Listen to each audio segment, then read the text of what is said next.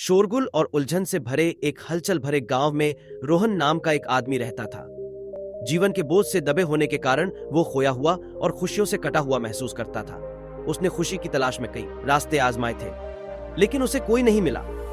एक दिन रोहन ने बुद्ध नाम के एक बुस्थिर कामल ऋषि के बारे में सुना, जो एक शांत उपवन में रहते थे। जवाब पाने के लिए बेताब उसने बुद्ध से मार्गदर्शन लेने का फैसला किया। वह आशा और चिंता के साथ शांत व्यक्ति के पास गया। हे बुद्धिमान बुद्ध, रोहन ने निराशा से भरी आवाज में कहा, मैंने अपने जीवन के हर कोने में खुशी की तलाश की है, लेकिन मुझे कोई नहीं मिली। मेरा दिल दुख से भारी है। क्या आप मुझे शांति पाने में मदद कर सकते हैं? बुद्ध ने रोहन को गहरी करुणा से देखा। खुशी उसके पीछे भागने से नहीं मिलती। बुद्ध ने धीरे से कहा, मैं तुम्हें एक कहानी सुनाता हूँ जो तुम्हें समझने में मदद कर सकती है। एक बार एक आदमी था जिसने चाबी खो दी थी। उसने हर जगह खोजा, बिस्तर के नीचे, दराजों में और यहाँ तक कि बगीचे में भी। वह अपनी खोज में डूबा हुआ था और अधिक से अधिक उन्मत्त होता जा रहा था। अपने प्रयासों के बावजूद वह उसे नहीं पा सका।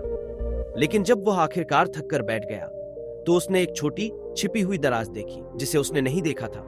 अंदर वह चाबी थी जिसे वह बेताबी से खोज रहा था। बुद्ध ने आगे कहा, कुंजी हमेशा वहां थी, लेकिन उस आदमी की उन्मत्त खोज ने उसे अंधा कर दिया था। इसी तरह आप जिस शांति की तलाश करते हैं वह आपके भीतर है। आपके संघर्ष गलत जगहों पर इसे खोजने से आते हैं। रोहन ने गहराई से सुना और शांति की भावना उसके ऊपर छाने लगी। उसने महसूस किया कि बाहरी खुशी की उसकी अथक खोज ने उसे उस शांति को पाने से रोक दिया था जो हमेशा उसकी मुट्ठी में थी। बुद्ध की बुद्धि को अपनाते हुए रोहन ने अपने भीतर शांति खोजने पर ध्यान केंद्रित करना शुरू कर दिया।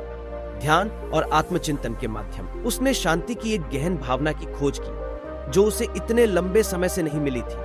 अपनी नई समझ के साथ रोहन उद्देश्य की एक नई भावना के साथ आगे बढ़ा। उसने अब बाहर खुशी की तलाश नहीं की, बल्कि इसे भीतर से पोषित किया। उसकी यात्रा आंतरिक पूर्ति में बदल गई थी। बुद्ध के अंतिम शब्द रोहन के दिल में गूंज उठे।